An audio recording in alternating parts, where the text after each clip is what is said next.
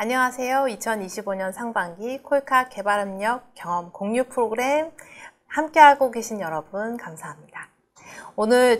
저는 오늘 사회를 맡은 콜카 개발협력 커리어센터 이은정입니다. 만나서 반갑습니다.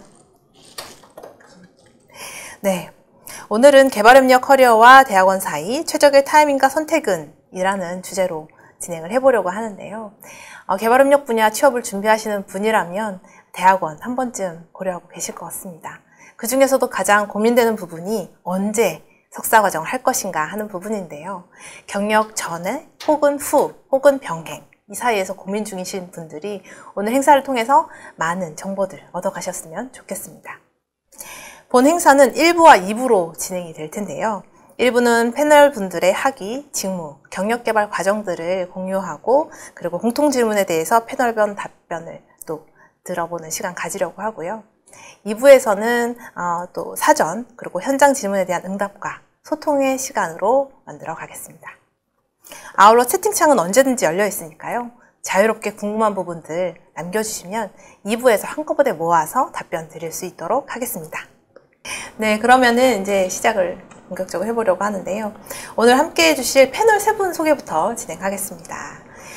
먼저는 대외경제정책연구원 국제개발연구센터 개발협력 정책팀의 윤혜민 전문위원님이십니다. 마음의 박수로 맞이하겠습니다.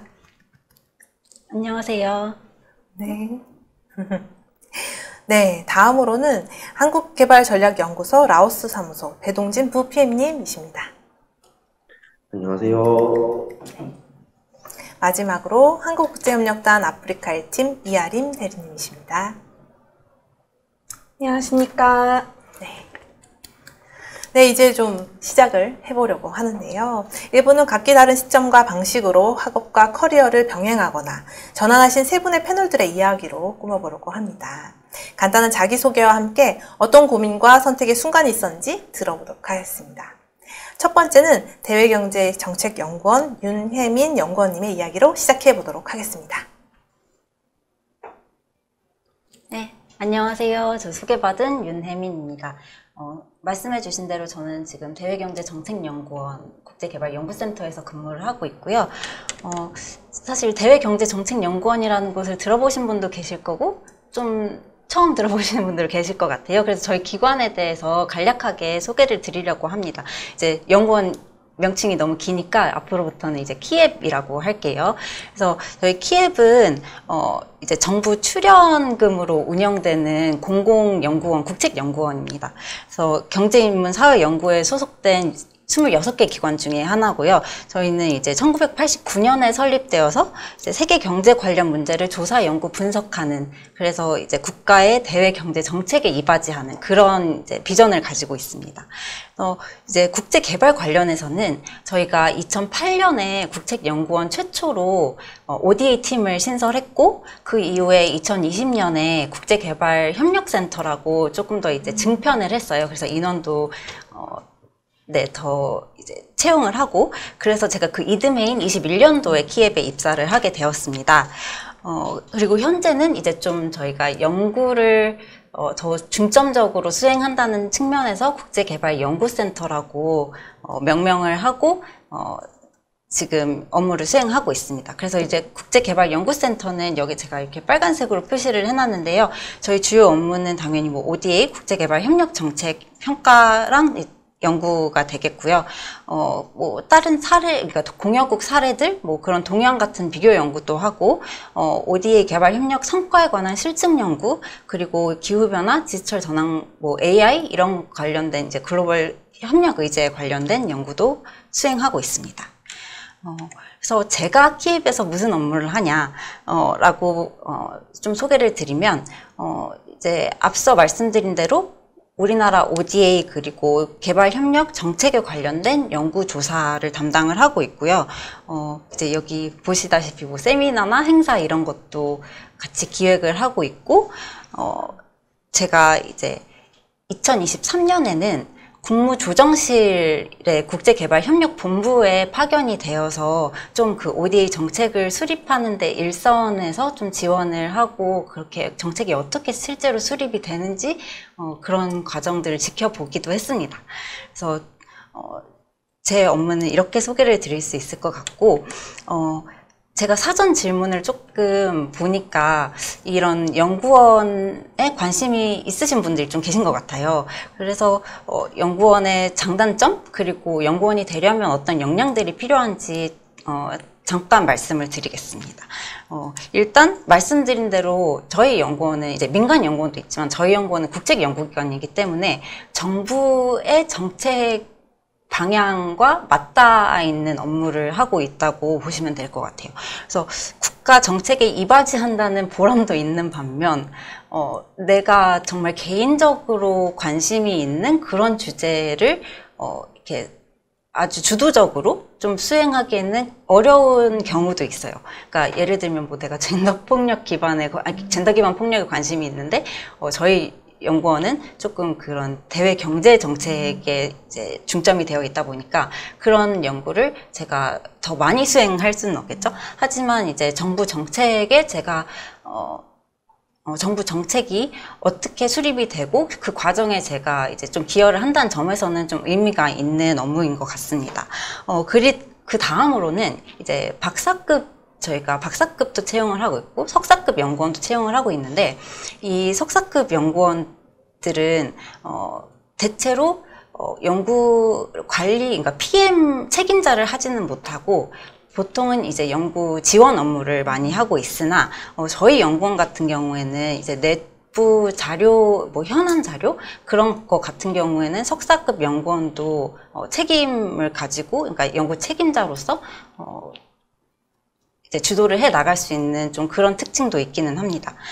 그리고 그 다음에 좀 제가 설명드리고 싶은 가장 큰 장점은 이제 비교적 자유로운 근무 시간이라고 할 수 있는데요. 저희는 이제 고정된 출퇴근 시간이 좀 굉장히 그 범위가 자유로워서 좀 늦게 출근도 가능하고 일찍 퇴근도 가능하고 그래서 이제 그 한 달 사이에 한 달 안에 그 시간만 채우면 네 그러면 이제 문제가 없는 것으로 네 그래서 좀 그런 부분들을 많이 좋아하시는 것 같아요. 그리고 그 다음에는 좀 정적이고 조용한 환경이에요. 왜냐하면 연구 업무가 개인이 수행하는 이제 조사 분석 업무이다 보니까 이렇게 좀 활동적이시고 MBTI이신 분들은 가끔 어려워하시는 경우도 있습니다. 그리고 연구원이 되려면 필요한 역량들이 몇 가지 있는데요. 일단 저희 오늘 행사 주제인 그 대학원, 이제 석사가 저희 연구원 같은 경우에는 최소 요건, 그러니까 필수 요건입니다. 하지만 다른 연구원 같은 경우에는 일부 학사도 받고 있는 것으로 알고 있어요. 그건 연구원마다 조금 다릅니다. 그리고 외국어 같은 경우에는 이제 모든 국제개발 협력 하시는 분들이 동의를 하실 텐데 영어는 필수적이고 만약에 뭐 프랑스어, 스페인어 아니면 다른 개도국에서 쓰이는 언어들을 하시면 조금 더 유리하다고 볼 수 있습니다. 그리고 이제 저희는 정량적인 연구, 그러니까 연구 방법론과 정성적인 연구 방법론을 모두 사용하는데 그럼에 있어서 이제 엑셀이나 스타타 같은 통계 분석도 하실 수 있으면 많이 도움이 됩니다. 이외에는 제가 좀 나중에 또 설명을 할 기회가 있어서 넘어가겠습니다. 그래서 제가 국제개발 협력에 관심을 갖게 된 계기는 고등학교 때 기아대책 NGO를 통해서 해외 봉사를 갈 수 있는 계기가 되었습니다. 그래서 그때 처음으로 우리나라에서는 좀 볼 수 없는 그런 빈곤이라는 거를 경험하게 되었고 그 계기를 통해서 제가 다른 NGO를 통해서 번역 봉사도 하고 그렇게 되면서 조금씩 관심을 가지게 되었습니다. 그렇게 제가 좀 어릴 적부터 개발 협력에 관심을 갖게 되다 보니까 대학원 진학이라는 게 자연스럽게 좀 다가왔던 것 같아요. 이제 개발 협력을 하려면 석사가 필요하다는 말을 많이 들었고 이제 뒤에 좀 더 설명을 드리겠지만 저는 국제기구를 좀 목표로 하고 있었어서 그렇게 하려면 이제 석사가 좀 필수 요건이다라는 얘기를 많이 들었기 때문에 저는 학사는 경제학 그리고 부전공으로 국제관계학을 했고 그 다음에 석사는 이제 공공정책학을 했습니다. 이게 저는 특이하게 이제 학석사 통합 프로그램을 해서 4년 만에 이제 학석사를 모두 받았는데 제가 석사 과정에서 가장 좀 유의미했던 것들은 이제 인턴십을 필수로 해야 됐고, 그래서 저는 이제 월드뱅크, 세계은행의 연구에 참여를 하면서 인턴십을 했고, 그리고 논문은 이제 타 대학원이랑은 조금 달리 외부 클라이언트, 그러니까 어떤 기관이 정책 분석이나 정책 연구가 필요한 것에 대해서 저희가 그 논문을 맞춰서 작성을 하는 것이었어요. 그래서 저는 이때도 이제 월드뱅크 동아시아 지부에 그 필리핀 이제 그 고등교육 기관들의 그런 양질의 교수 양성 이런 것 관련해서 제가 정책 보고서를 쓰고 네, 졸업을 했습니다. 그래서 그 이후에 제가 처음으로 이제 개발 협력에 좀 발을 내디딘 건 이제 유네스코 한국위원회였는데요. 여기서는 제가 그 세종 문해교육 프로젝트라고 교육 프로젝트를 관리했습니다. 그래서 이때는 사업 모니터링, 뭐 연구 조사 이런 것도 하고 행사도 기획을 했고요. 그리고 그 이후에는 제가 코이카 이제 봉사단을 통해서 또 다시 몽골로 이제 가게 되었습니다. 그래서 이때는 날라유 시청이라고 울란바타르 수도에서 한 1시간 떨어진 날라유 시청에서 제가 근무를 하면서 국제 협력 업무를 담당하고 조금 현장에서는 어떻게 개발 협력이 이루어지는지 그런 것들을 많이 경험했던 시간이었습니다. 그리고 이제 그 이후에는 제가 한국개발연구원에 가서 제가 좀 이제 연구를 한번 해봐야겠다. 그래서 석사를 살려서 그런 생각이 들어서 연구원에 지원을 하게 되었고, 감사하게도 KDI에 입사를 하게 되었는데, 사실 이때는 제가 개발 협력 업무를 하지는 않았습니다. 그래서 지금 듣고 계신 분들 중에, 나는 지금 개발 협력 업무를 하고 있지 않으나 개발 협력 분야에 진입을 하고 싶으신 분들도 계실 것 같아요. 그래서 제가 조금 말씀을 드리자면, 일단 첫 번째 대학원에 진학을 하시는 가장 쉽고 좀 자연스러운 길일 수는 있어요. 그런데 대학원을 만약에 이미 하셨거나 조금 아직 대학원을 가기에는 이르다고 생각하시는 분들은 현재 업무에서 내가 개발 협력이나 좀 이런 국제 협력 업무와 조금 맞닿아 있는 업무를 어떻게 조금 더 할 수 있을까 찾아 나가시면 좋을 것 같고, 그것보다도 더 이제 저는 좀 소프트 스킬을 키우시라고 조언을 드리고 싶어요. 예를 들면 이제 저는 이제 KDI 글로벌 경제실에 근무하면서 이제 이때는 그 G20 협력체 의제에 관한 업무를 했었는데, 이때 제가 중점적으로 좀 연구조사, 뭐 이런 현안 분석에 관한, 그리고 글쓰기, 이런 좀 역량들을 키우면서 제가 그 다음에 대외경제정책연구원에 입사를 할 때 많은 도움이 됐던 것 같아요. 그래서 그때 키예베에 입사할 때는 제가 석사 때 배운 것들과 이 KDI에서 제가 키워온 이런 업무 역량 그런 거를 배합을 해서 네, 그렇게 입사를 했다고 보시면 됩니다. 그래서 제가 이제 마지막으로는 그냥 그 제 이력 전체를 이렇게 한눈에 보여드리면서 제 소개는 이것을 마무리하겠습니다. 네, 감사합니다. 네, 혜민님 발표 잘 들었습니다. 연구원에 대해서도 여러 가지 얘기들을 많이 해주셔서요, 이해를 잘 할 수 있는 시간이 됐고, 또 소프트 스킬, 또 역량 강화를 또 잘 말씀해 주셔서 지금 당장 개발협력은 아니다 하더라도 그 있는 곳에서 필요한 역량들을 잘 개발할 수 있도록 조언 주신 것도 너무 좋았던 것 같습니다. 그러면은 두 번째 한국개발전략연구소 배동진 전문가님께서 발표해 주시도록 하겠습니다. 네, 안녕하세요. 저는 지금 이제 오늘 실무 후 석사 진학 케이스 패널로 참가하게 된 배동진이라고 합니다.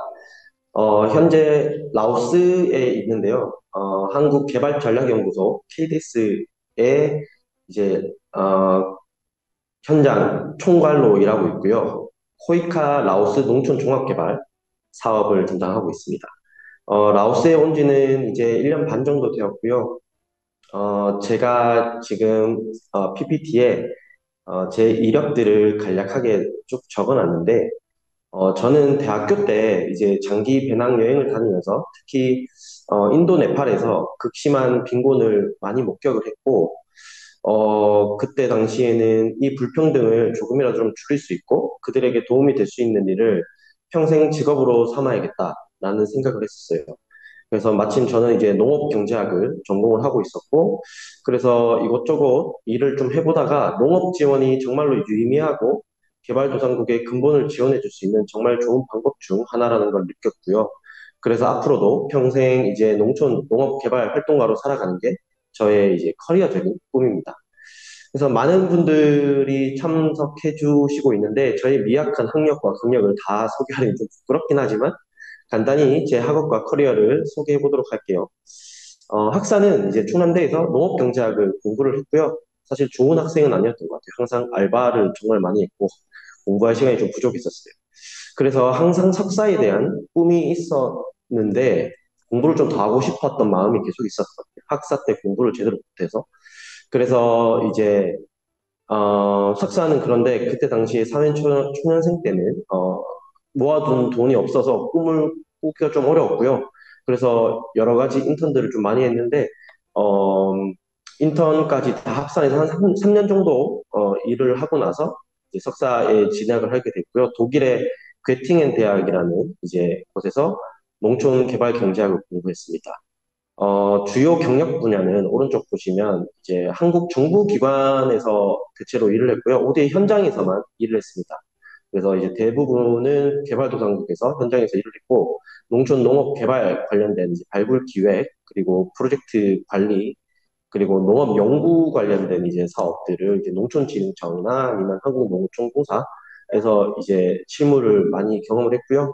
농업 데이터 관리 이런 것들은 항상 뭐 저희가 현장에서 일을 하면서 항상 부딪히는 일들이기 때문에 좀 많이 하고 있고, 어, 밑에 경력을 그러면 간략하게 소개를 드리면 제가 학사 졸업 이후로 지금 적어놨는데 사실 학교 다니면서도 농업 관련된 인턴을 약 1년 정도 개발도상국에서 했고요. 캄보디아, 터키 이쪽에서 인턴을 1년 좀 넘게 했고요. 그리고 2013년도부터 이제 코이카 인턴으로 모잠비크에 일을 했어요. 학사를 졸업하고 나서 인턴을 했고, 그리고 2014년에는 태국에 있는 농촌진흥청 코피아 센터에서 이제 연구원으로 짧게 1년 일했습니다. 그리고 2015년에는 이제 미얀마에서 이거는 한국농촌공사의 ODA 사업이었는데 여기서도 잠깐 참여를 했어요. 그래서 이렇게 짧은 뭐 실무 경력이지만 3년 정도 업계에 있으면서 주변 사람들 그리고 일자리 공고를 보다 보니 석사가 최소 요구 조건인 데가 너무 많더라고요. 그런데 제가 태국에서 일을 할 때 이제 독일 친구를 몇 명 정도 만났었는데 그때 이제 독일의 정책이 바뀌어서 독일 대학교 학비가 외국인에게도 거의 무료라는 걸 알게 됐어요. 그래서 이제 석사 진학을 그때부터 생각을 하게 됐고요. 사실 학비를 내면서까지 석사를 할 형편이 안 되었었는데, 사실 이제 독일은 학비를 안 내도 되니까 이제 생활병원에 쓰면 되겠다. 그래서 이제 호주 5호를 가게 됐습니다. 이제 석사 돈을 모으기 위해서. 그때 당시는, 우리나라 최저임금이 엄청 낮았었어요. 그래서 사실 호주 5홀 가는 게 좀, 돈을 모으기에는 이제 좋은 기회였고, 그래서 2년 정도 5월을 하고, 이제 독일에 운 좋게 이제 석사를 붙었고요.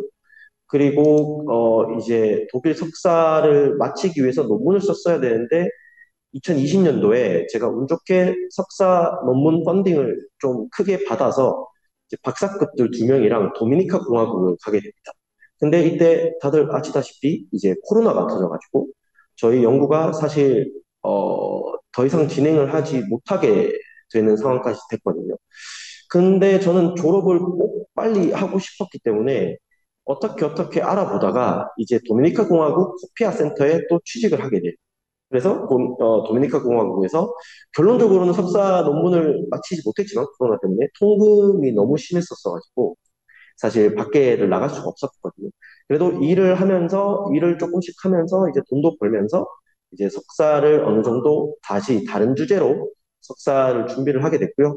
그리고 이제 석사를 졸업을 못한 상태로 사실 캄보디아로 다시 날아갑니다. 코이카 이제 농촌 개발 코디를 이제 입대했고요. 여기서 일을 하면서 석사 논문을 이제 완성시켜서 졸업을 하게 됐어요. 그래서 코이카에 이제 코디로 일을 하면서 농촌 농업 사업을 담당을 하면서 사실 프로젝트 발굴, 형성 관련된 일들을 정말 많이 배웠고요. 좋은 선배님들도 너무 많이 만나서 정말 많은 것들을 배울 수 있었습니다. 그리고 코이카 코디가 끝나고 여기는 적어놓지 않았지만 이제 캄보디아 사무소에서 2달 정도 형성 전문가로 더 일을 할 수 있게 됐었고요. 그리고 2024년도에 이제 라오스에 와서 지금은 KDS 코이카 사업 수행기관이죠. 수행기관에서 지금 부PM으로 일을 하고 있습니다. 그래서 오늘 뭐 공통 질문들 그리고 여러 질문들 많이 주셨는데 이렇게 제가 해왔던 경력, 학력 소개 먼저 드리고 추후에 관련된 질문들은 나중에 소화를 하도록 하겠습니다. 네, 이상입니다. 네, 동진님 발표 잘 들었습니다. 되게 어려울 수 있는 여러 상황들 가운데 있으셨던 것 같은데 그걸 또 뜻을 가지고 계속 전진해 나가는 모습 너무 인상적이었던 것 같습니다. 네, 그럼 마지막으로 한국국제협력단 이아림 대리님께서 발표해 주시겠습니다. 네, 안녕하십니까. 저는 학위와 실무과정 병행 케이스로 참여하게 된 이아림입니다. 저는 이제 현재 한국국제협력단 코이카 아프리카 1팀에서 근무하고 있고요. 동시에 이제 고려대 에너지환경대학원 석사과정 재학 중입니다. 이제 여기 참여하신 분들 중에서 저보다 훨씬 더 개발협력 경험이 많으시거나 석박사까지 끝내신 훌륭한 분들이 많으실 것 같지만, 이제 현재 꼭 실무와 이제 학위를 병행하면서 고통받고 있는 좀 생생한 케이스가 필요하다고 하셔가지고 이제 초대를 받게 된 것 같은데, 이제 경험도 부족하고 학위도 마치지 못한 상태지만 이제 이렇게 참여해서 나누게 되었습니다. 이제 편하게 들어주시면 감사드리겠고요. 제 간략한 이력을 말씀드리면 저는 16년도에 학부 정치외교학과 입학을 해서 경영학 이중 전공으로 졸업을 했고, 그 상태로 이제 2020년에 대한무역투자진흥공사 코트라에서 이제 인턴을 했습니다. 그리고 그 해에 이제 코이카 입사하게 되었고, 이후 2024년 상반기에 이제 고려대 대학원에서 에너지 환경 정책학으로 석사 과정을 시작했고요. 이제 현재 아프리카 1팀에서 근무하면서 이제 석사 3학기 재학 중입니다. 이제 제 소개를 이제 이 커리어 개발 과정에 대해서 말씀드리기에 앞서서 아무래도 저라는 사람이 뭐 간략하게 어떤 사람이고 개발 협력에 어떻게 입문하게 되었는가에 대해서 이제 좀 말씀드리지 아니할 수가 없을 것 같은데, 저는 2012년에 고등학교 때 이제 우연한 계기로 고등학교 선생님을 따라서 이제 네팔의 이제 어몽길 휴먼재단 하에 있는 추중등 학교에서 교육과 자원봉사를 하면서 이제 관심을 가지게 되었고요. 저는 이제 쭉 특정 섹터보다는 개발 협력 전반에 좀 관심을 가지고 이제 정치외교학 전공을 택하게 되었습니다. 그런데 이제 막상 대학에 입학을 하고 보니 이제 정말 그 전에는 개발협력만 관심을 두다가 오히려 이제 다양한 경험을 하는 게 굉장히 좀 좋았고, 동시에 이제 좀 경영학이란 좀 실용적인 그런 학문을 공부를 하면서 뭐 회계나 마케팅 이런 데도 관심이 좀 많아서 어떻게 보면 개발협력에서 잠깐 이탈을 했던 케이스여가지고 거의 경영학도처럼 지냈고, 제가 이제 이 발표를 준비하면서 좀 그간에 좀 돌아보았을 때, 나는 대학에서도 학업과 일을 병행하는 걸 좀 좋아하는 편이었구나라는 것을 느꼈는데, 이제 대학에서 제가 생각했을 때 좀 굉장히 중요시했던 경험 중에 하나는 이제 학교 영자신문사에서 5학기 정도 일을 했었습니다. 이제 이게 물론, 동아리처럼 하는 생활이긴 하지만 이게 약간의 그 소규모 회사 생활처럼 잡지 하나를 완성하는데 이제 한 9번 정도의 마감이 있고, 그 외에 이제 뭐 디자인이나 홍보, 회계, 뭐 대외 교류 이런 사이드 업무들도 있었던 활동이었고요. 그래서 대학을 다니는 내내 사실 이걸 계속 병행을 하면서 좀 어려웠던 기억이 나는데, 이 활동을 하면서 제가 생각했을 때 그때 이제 코이카 입사에 필요한 어떤 국제적인 시각이나 영어 실력, 뭐 사회생활 이런 것들이 좀 많이 늘었던 것 같고요. 그 이후에 이제 뭐 짧은 인턴 경험이 있기는 했지만, 저도 이제 2020년에 원래 이제 외교부 산하 재해공간 인턴으로 라오스에 가게 될 뻔하다가 이제 안타깝게 코로나가 또 터져버립니다. 그래서 이제 저는 무한 대기를 하다가 최종적으로 파견 불가 통보를 받는 날 이제 코트라에서 인턴 면접을 보러 오라는 연락을 받게 되었고, 그러면서 이제 코트라 인턴을 하면서 투자본부 쪽에서 이제 해외에서 비즈니스를 하시다가 국내로 공장을 이제 돌리는 그런 국내 복귀 기업들을 지원하는 그런 팀에서 이제 인턴 업무를 했었고요. 그러면서 이때 진로 방향은 이제 정치 외교와 경영을 조금 섞은 이제 해외 관련된 기관에서 경영 업무를 해야겠다 정도의 어떤 그냥 좀 러프한 계획이 있었습니다. 그런데 이제 인턴 막바지에 코이카 공고를 좀 보게 되었고, 사실 저는 다른 분들처럼 뭐 경력사다리, 뭐 코디네이터, 인턴 경험이 이제 없었지만, 그래도 굉장히 오랫동안 이제 마음에 품어왔던 곳에 지원이라도 해보자라는 마음으로 이제 지원을 했고, 이제 운 좋게 이제 합격을 하게 됩니다. 그래서 입사 직후에는 제가 경영학 공부를 조금 했었기 때문에 ESG 경영팀에서 경영전략 수립 업무나 일자리 환경, 이런 사회공헌, 이런 사회적 가치 관련 활동을 기획하고 실행하는 업무, 지속경영 경영 보고서 발간 등의 업무를 했었고요. 2년 거기서 채우고, 이제 그 이후에는 이제 제가 입사 전부터 관심이 있었던 기업협력 사업팀에서 국내 혁신 기술을 가진 스타트업 지원, 그리고 국내 중소기업과 협업해서 ODA 사업을 하는 그런 팀에서 CTS, IBS 이런 사업들을 기획하고 관리하는 업무를 하게 되었고, 사실 이때 업무 자체는 굉장히 재미가 있었는데, 동시에 이제 그때 이제 입사 한 3, 4년 차 정도 되니까 이제 소위 이제 길 잃은 주니어 증후군이라고 하는데, 이제 내가 어디로 가야 하는가, 이런 좀 고민을 겪으면서, 특히 저는 아무래도 필드 경험이 부족한 상태로 입사했기 때문에 전문성이 매우 부족하다고 느꼈고, 그런 해외 파견을 하기엔 조금 이른 상황이어서 전문성을 강화할 필요성을 느끼게 되었고, 그래서 이제 대학원 진학을 조금 결심하게 됩니다.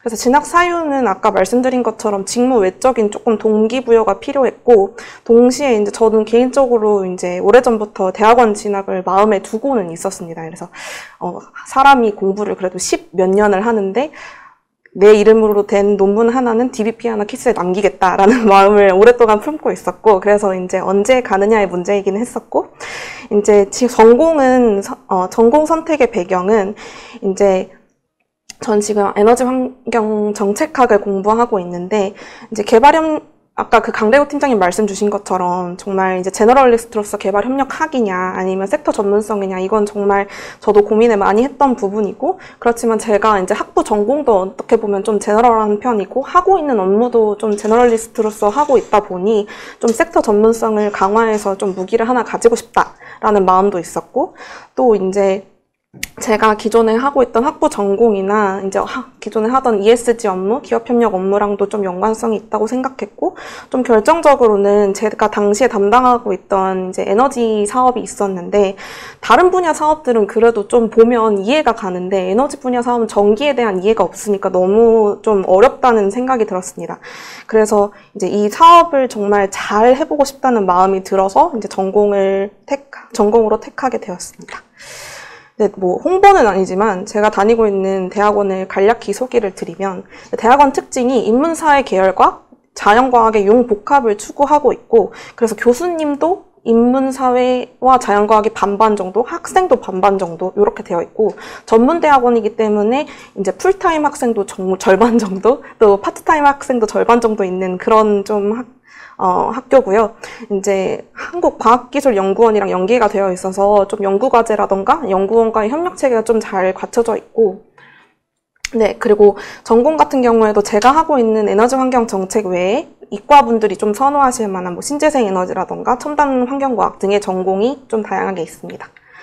그래서 지금 제가 이제 하고 있는 현황을 말씀드리면, 업무적으로는 저는 이제 물론 기업협력 사업을 잘 관리하기 위해서 대학원에 진학했지만 순환보직의 체계상 제 맘대로 될 수는 없기 때문에 이제 현재 작년에 아프리카 1팀으로 부서를 옮겨서 현재 에티오피아 국별협력 사업을 관리하고 뭐 이런 그 발굴부터 평가하는 그 전 사이클을 같이 하고 있고, 이제 제가 의도한 것처럼 에너지 환경 분야 사업이 많진 않지만 대표적으로 뭐 아디스아바바 수도 시내 안에 있는 뭐 도시마천 정비 사업 등을 이제 맡으면서 조금 제가 학문적으로 배웠던 거를 좀 적용해 보려고 하고 있고요. 네, 동시에 이제 학업적으로는 석사 3학기를 하면서 이제 수업을 들으면서 논문 준비를 조금 하고 있습니다. 주로 이제 저녁 수업이나 온라인 수업을 들으면서 좀 실무와 조금 연계할 수 있는 그런 수업들을 좀 선택해서 듣고 있고, 제가 듣고 있는 뭐 에너지 프로젝트 관리 수업이나 이런 것들이 실제로 제가 담당하고 있는 사업이나 ODA 사업이랑 연계가 많아서 좀 배울 게 많은 것 같고요. 좀 TMI지만 제가 이번 주 종강 기간이어서 굉장히 정신이 없는 상태라서 양해를 좀 부탁드리고, 조금 더 잘 준비하고 싶었지만, 네. 그리고 이제 논문은 이제 아무래도 3학기이기 때문에 다음 학기 졸업을 해야 됩니다. 그래서 이제 지금 연구 주제를 고르고 선행 연구 리뷰를 하고 있는 단계이고, 제가 관심 있는 주제는 이제 기후 ODA 관련해서 이제 ODA 금융수단이 뭐 기후 분야 민간 참여나 탄소 저감에 어떤 영향을 미치는가를 컨셉으로 이제 준비를 하고 있습니다. 뒤에서 더 말씀드릴 기회가 있어서 정리를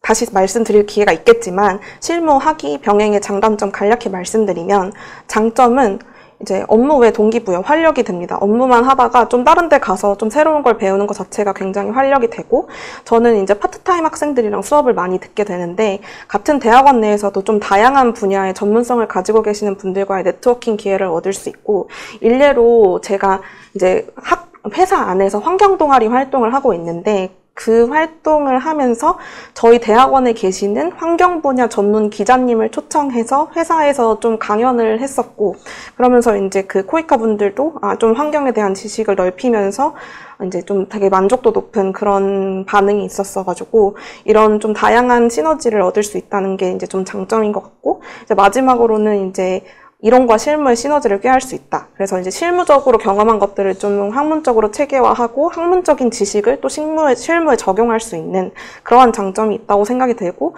여기에 쓰진 않았지만 좀 커리어 단절에 대한 좀 우려가 적은 것도 사실 있는 것 같습니다. 단점은 이제 체력 이슈가 가장 크고요. 사전 질문 중에 체력 관리 어떻게 하느냐라고 물어보신 분이 계셨는데 사실 못하고 있습니다.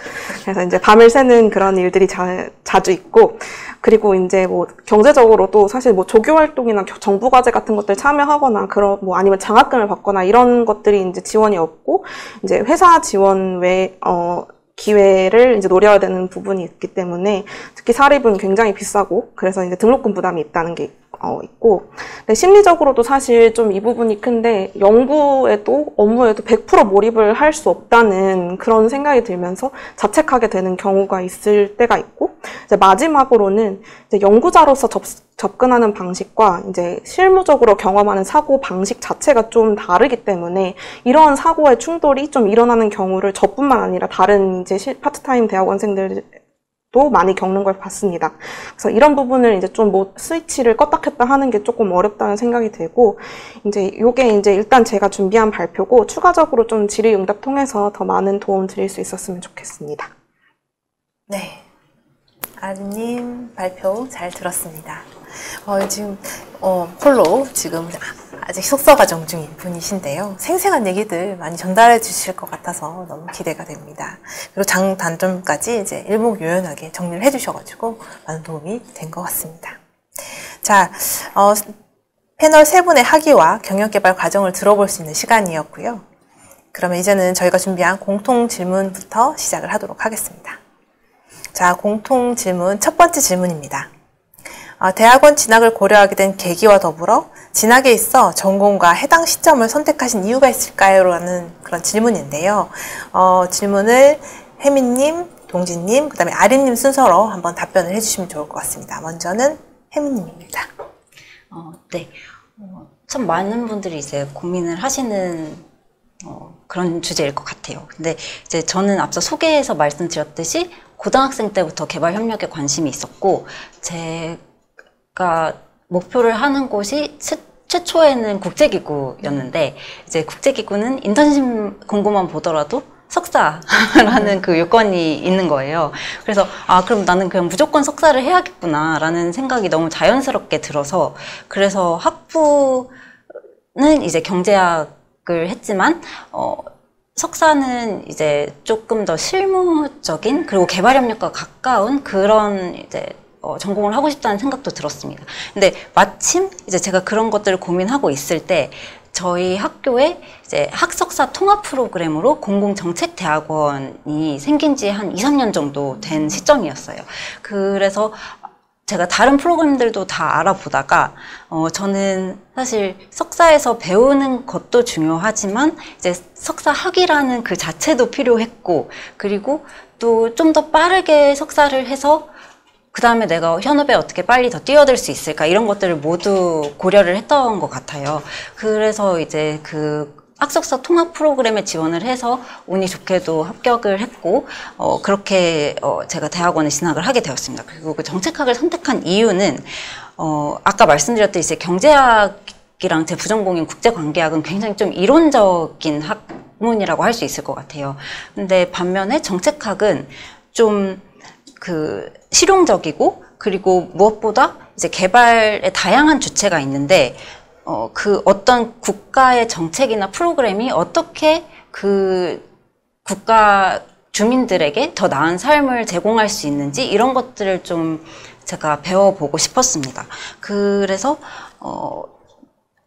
이제 정책학을 결국에 선택을 하게 되었고, 그리고 아까 이제 뭐 제너럴리스트 특정 분야 이런 거에 대해서도 조금 말씀을 주셨는데, 저 같은 경우에는 정책학이 이제 특정 분야가 아니기 때문에 여러 산업이나 여러 부문, 여러 직무에 적용이 될 수 있다는 점이 좀 크게 메리트로 다가왔고, 혹시라도 제가 나중에 개발에 관심이 식어서 다른 업무를 하고 싶더라도 이 정책학으로 내가 다른 데 활용을 할 수 있겠다라는 좀 그런 고민까지 같이 녹아들었던 것 같아요.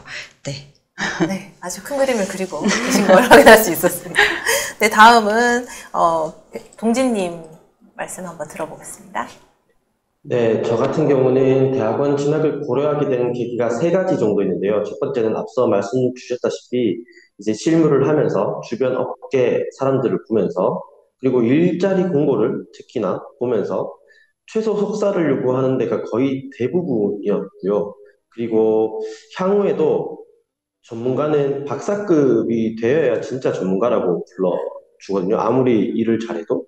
그러므로 박사를 해야 된다라는 생각이 이제 들었고, 그래서 최대한 한 살이라도 어릴 때 석사를 해야겠다라는 생각을 했었습니다. 그리고 두 번째 계기는 이제 부족한 지식, 그리고 이제 분야 전문성이었는데, 제가 농업 분야 개발 협력 사업에 계속 몸담고 싶어서 관련된 일들을 조금씩 했지만 실무 경험으로 배울 수 있는 거에 한계를 많이 느꼈고요. 특히 뭐 농업, 제가 경제학을 전공을 하다 보니까 농업에 대한 지식 수준이 굉장히 낮았고, 그래서 일을 할 때도 항상 자신감이 좀 부족했었어요. 그래요. 그래서 이제 그리고 세 번째는 이제 관련 업계 네트워킹에 대한 갈망이었어요. 제가 일을 할 때는 항상 농업 분야 전문가이신 어르신들과만 일을 했거든요. 대부분 좀 은퇴하신 분들이 많고, 이 업계에는. 그래서, 그리고 또 해외에서만 일을 하다 보니 제가 네트워킹이 좀 부족했어요. 그래서 저와 비슷한 관심사를 가진 또래 아니면 교수들과의 네트워킹으로 진짜 프로페셔널한 업계의 사람들과 좀 같이 일을 해보고 싶다, 아니면 좀 알아보고 싶다라는 게 좀 있었어요. 그래서 대학원을 진학을 하게 되었고요. 시점 같은 경우는 제가 아까 전에 말씀을 좀 대충은 다 드려서, 제가 일을 하다가 이제 박사까지 해야겠다라는 생각이 들었었고, 그래서 호주 오를 가서 돈을 벌어서 독일을 가게 됐습니다.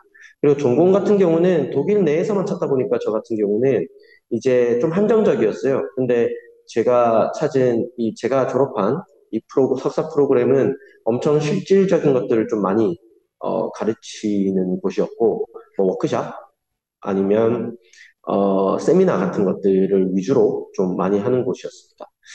그리고 마지막으로 추가로 조금만 더 덧붙이자면, 이 업계의 일자리가 정말 매우 제약적입니다. 저 빼고 지금 두 분 패널들은 한국에서 지금 관련된 업종에서 몸담고 계시지만, 제 주변에서 이렇게 저렇게 안정적인 일자리에서 길게 일을 하시는 분이 거의 없어요. 거의 없어요.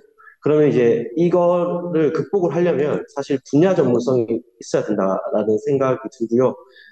이 정말 제약적인 이 일자리를 뚫고 나가기 위해서는 정말 몸으로 부딪혀서 모든 것들을 다 해결할 수 있는 사람이 돼야 된다라는 게 저의 지금까지의 판단입니다. 네, 이상입니다. 네, 답변 잘 들었습니다. 마지막으로 아림님 답변 들어보도록 하겠습니다. 네. 저도 뭐 간략하게 말씀을 드려가지고 조금 부가적으로 설명드리자면, 일단 제가 이제 에너지 환경 정책 공부를 하는데, 사실 기후환경 분야가 ODA 분야에서 점차 이제 번 분야로 설정이 되면서 그 관련된 사업들도 굉장히 많이 발굴되고 있고, 그렇지만 사실 상대적으로 뭐 지금 다른 분야들에 비했을 때 히스토리가 좀 적어서 전문가분들도 좀 많이 좀 풀이 넓지 않고, 그래서 사실 기관 내 전문가도 좀 많이 필요하다는 생각이 들어서 그 부분도 좀 경쟁력이 있겠다는 생각이 들어서 커리어 개발에 그런 선택하게 된 배경도 조금 있고요. 그러면서 이제 해당 시점을 선택하신 이유가 있을까요? 라는 질문은 사실 언제 해야 되느냐에 대한 질문으로 해석이 될 수 있을 것 같은데, 제가 이제 주변에 이제 동기들, 뭐 실무나 뭐 학업 병행하거나 이미 졸업했거나 이런 동기들한테 물어봤을 때 언제 해야 되느냐라고 하면 그냥 할 수 있을 때 최대한 빨리 해라 라는 게 가장 큰 의견이었고, 박사학위 하고 계신 분들한테 석사 뭐 지금 할지 언제 할지 뭐 고민이에요 이러면 석사는 그냥 입학을 해라 라고 이제 주로 이제 많이 조언을 줘서, 사실 저희 대학원 안에서도 굉장히 여건이 안 되고, 뭐 특히 뭐 육아와 학업을 병행하시면서 대학원 다니시는 분들도 계시거든요. 그래서 사실 너무 많은 고민을 하게 되면 점점 늦어지는 것밖에 되지 않고, 그럼 체력은 점점 떨어집니다. 그래서 저는 개인적으로 가장 빠르게 할 수 있을 때 하는 게 맞다고 생각이 들고, 저의 사실 개인적인 라이프 사이클을 봤을 때도 좀 빨리 하는 게 좋겠다라고 생각을 해서 해당 시점은 약간 업무적으로 적응하면서 동시에 가장 빠른 시간이지 않았나 싶습니다. 네, 답변 감사합니다. 또 비슷한 어떤 부분들이 있는 것 같은데요. 이 다음 질문이랑 좀 이어지는 면도 있는 것 같아요. 그래서 두 번째 질문인데요. 대학원에서의 학업이 실무에 어떻게 연결되며 도움이 되는지 궁금합니다. 라는 부분인데요. 채용 요건들 말씀하셨지만 뭐 국제기구든 다른 기관들 보면 석사들 많이 요구하거든요. 과연 공부한 것들이 정말로 도움이 되고 연결이 되어서 요구를 하는 것인가 라는 것들이 되게 궁금해지긴 합니다. 그래서 지금 다 어느 정도 석사는 깔고 이제 빨리 해야 된다 이런 의견들도 있고 한데요. 정말 도움이 돼서 필요한 건지 아니면 학력 이플레인가 이런 것들이 조금 궁금해질 수 있는 것 같아요. 이 부분도 한번 답변해 보시면 좋을 것 같습니다. 먼저 이것도 동일하게 혜민님부터 답변 주시면 좋을 것 같습니다. 네. 네, 저는 일단 연구원에 있기 때문에 그 석사에서 배운 그런 연구 방법론들은 그냥 그대로 다 적용을 하고 있습니다. 예를 들면 그런 통계 분석, 아까 말씀드린 그런 통계 패키지 활용이나 뭐 통계 분석 방법론, 그리고 뭐 문헌조사, 뭐 면담 이런 거 이제 모두 정성적인 그런 방법론까지 다 현업에 그냥 매일매일 사용하고 있다고 보시면 될 것 같고요.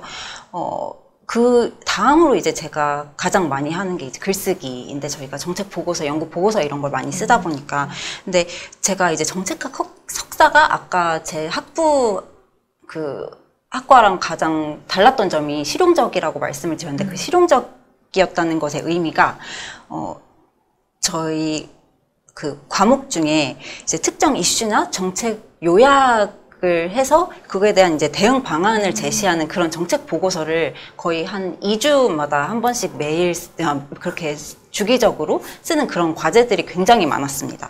그래서 그게 이제 현재 제가 연구 뭐 조사 분석을 하면서도 이제 그냥 바로 업무에 적용이 되는 그런 면들이 있고요. 그리고 글쓰기 방법 자체도 이제 조금 더 이제 컴팩트하게 좀 요약 보고서를 쓰는 그런 역량들도 좀 많이 배웠던 것 같습니다. 그리고 또 한 가지는 뭔가 시간과 업무 관리 이런 거에 대한 건데요. 일단 대학원에 저희 이제 업무를 하면서 좀 이거 내일까지 해주세요. 굉장히 다급하게 요청하시는 때가 있어요. 그런데 이제 제가 한 가지 사례를 말씀드리면, 저 대학원 때 48시간 프로젝트라고 그날 수업에 들어가면 모자에 여러 가지 주제가 담겨 있고, 그거를 랜덤으로 내가 뽑아서 그 종이를 읽고 이제 그거를 다시 집에 가가지고 정말 말 그대로 48시간 동안 그 주제에 대해 내가 현황 분석을 하고 정책 대안, 그리고 결국엔 정책 제언을 어떻게 할 것인가에 대한 10페이지 내외의 보고서를 48시간 안에 쓰는 그런 과제였습니다. 근데 항상 제가 이제 업무를 하면서 그 과제를 굉장히 많이 생각을 하게 되는 게, 업무가 그 과제의 연속인 것 같은 느낌이 들 때가 많습니다. 그래서 좀 그런 실무적인 좀 시간 관리나 업무 관리 이런 논문을 쓰면서도 마찬가지고 그래서 그런 역량을 좀 키울 수 있고 그렇다는 점에서 제 현업에 많이 적용을 하고 있다고 생각합니다. 네, 휘님은 적용이 잘 된 사례인 것 같습니다. 그럼 그 다음으로 동진님 한번 답변 받아보겠습니다. 네, 저 같은 경우는 결론적으로는 뭐 어떤 과를 선택하고 뭐 그리고 나서 졸업을 하고 학업 후에 어떤 직장에서 일하느냐에 따라서 완전히 그게 연결이 될 수도 있고 안 될 수도 있다고 생각을 합니다. 저 같은 경우는 사실 현장에서 프로젝트 기획이나 관리 쪽으로 일을 하고 싶고 지금 현재 프로젝트 관리를 하고 있는데요. 잠깐 제가 하는 게 어떤 일을 하는지만 잠깐만 설명드리면 이제 저희 사업이 코이카에서 실행을 하고 저희가 이제 집행을 하고 있는 사업인데 총 한 120억 정도의 규모의 사업이고요. 마을 14개 그리고 주에 우리나라로 치면 농업기술센터의 인프라 그리고 중앙에 있는 농촌개발연수원 인프라 지원하는 그래서 굉장히 구성 요소가 다양한 사업이고요. 이것들을 실무적으로 좀 풀어보자면 사실 모든 게 예산 집행, 그 조달, 그리고 모니터링, 이해관계자 소통, 코이카 소통, 파트너 기관 소통, 수혜자 애로사항 이제 해결하는 이런 모든 작업들, 그리고 그 종점에는 이제 각종 문서 작업이 있겠죠. 그래서 모든 것들을 해야 되는데 사실 이런 실무적인 일들이 저 같은 경우는 뭐 석사가 정말로 도움이 되느냐, 석사를 해야지만 배울 수 있느냐라고 하면 아니거든요. 사실 석사라는 것이 연구 쪽에 많이 초점이 맞춰진 학습인 것이고, 저희는 이제 여기서 어떻게 돈을 쓰는가, 잘 쓰는가, 효율적으로 잘 쓰는가에 관련된 것들은 사실 실무를 하면서 다 배울 수 있는 거고, 누군가가 좋은 선배님들이 있다면 그냥 쉽게 배울 수 있는 거라고 생각을 합니다. 하지만 뭐 석사 프로그램 저 같은 경우는 워낙 실질적인 것들에 초점을 맞춘 이제 수업들이 좀 많았었고, 이 교수들도 대부분 개발도상국에서 농업 사업이나 농촌 사업을 연구하거나 아니면 프로젝트에 직접적으로 참여하시는 분들이 너무 많았어가지고 사실 저는 좀 석사 프로그램이 제가 공부한 곳이 좀 특이한 케이스라고 생각을 합니다. 그래서 이제 완전히 이제 뭐 논문에 초점을 맞추는 게 아니라 실질적인 예시나 본인들이 경험한 교수들이 그런 것들을 좀 많이 가르쳐 주셨고요. 그래서 저 같은 경우는 굉장히 많은 도움이 되지만 사실 결론적으로는 저는 아까 사회자님께서 말씀하셨듯이 학, 조금 학력 인플레가 좀 있지 않나 이 업계에. 저는 강하게 그렇게 생각을 하고요. 사실 뭐 유럽 쪽에서 이쪽 업계 일자리들이 많이 만들어지다 보니까 유럽 분들은 다른 데는 어떤지 모르겠지만 프랑스나 독일 같은 경우는 보통 학사를 하면 석사를 같이 하거든요. 그래서 뭐 학사만 요구한다라는 게 약간 좀 그들의 일자리 생태계에서는 조금 그렇죠. 그래서 석사를 아주 인턴 때도 요구를 하는 게 그래서 그런 것 같습니다. 네, 이상입니다. 네, 답변 감사드립니다. 네, 그래도 잘 도움이 되셨다고 하고요. 좀 얘기를 들으면 들을수록 이제 진학하기 전에 분명한 목표의식, 그리고 또 어떤 교수님이 어떻게 프로그램을 운영하고 있는지 이런 것도 잘 아는 거가 향후에 도움이 될지 아닐지를 결정할 수 있겠다는 생각도 좀 듭니다. 마지막 답변으로 아림님 답변 듣겠습니다. 네, 저 같은 경우는 대학원 수업을 통해서 기본적으로는 기후환경 분야 사업들에 대한 이해도가 훨씬 높아진 것은 사실인 것 같고, 사업 발굴이나 관리할 때, 사업 기획부터, 이런 것들이 조금 이제 수업을 들으면서, 사업 기획부터 이런 것들이 고려되었으면 좋았겠다라는 생각이 드는 경우들도 많고, 실제로 이제 나중에 관리할 때도 좀 적용할 수 있는 부분들도 있는 것 같은데, 이제 그렇지만 이제 석사과정 정말 수업을 통해서 얻을 수 있는 지식의 양 자체는 사실 개인적으로 특히 저는 파트타임이기 때문에 기대하기 어렵다는 생각은 들고, 기대하고 가시면 조금 실망하실 수도 있다. 왜냐하면 지식과 배움이 필요하면 사실 정말 최근에는 스스로 찾아보고 할 수 있는 게 너무 많기 때문에 그 수업을 통해서 얻을 수 있는 양에 대한 기대보다는 사실 저는 실무와 이제 그 학위를 병행하고 있는 케이스이기 때문에 좀 새로운 자극이 필요하다는 생각이 듭니다. 특히 실무 업무를 하고 이제 특히 개발협력 분야가 어떻게 보면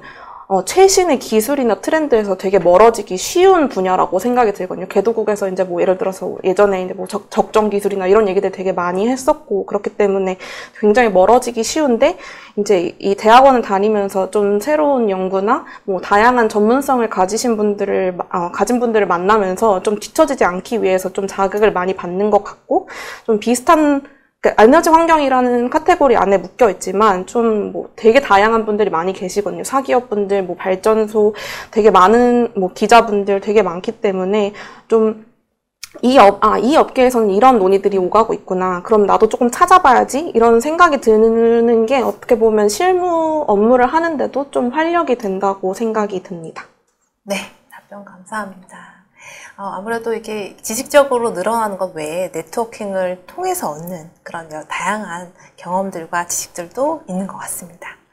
네, 그럼 여기까지 하고 잠시 휴식 시간을 가지고 2부에서 또 여러분들의 이야기를 채워가려고 하는데요. 신청 시 작성해 주셨던 사전 질문, 그리고 현장에서 계속 질문들이 조금씩 들어오고 있는데요. 이 질문들을 패널 분들이 답변해 주시고 그것들을 좀 들어보는 시간으로 꾸며보도록 하겠습니다. 그럼 끝까지 좀 잘 시청해 주시고요. 지금 시각이 3시 25분 정도 되는데요. 10분 후인 35분 정도에 다시 만나겠습니다. 네, 감사합니다.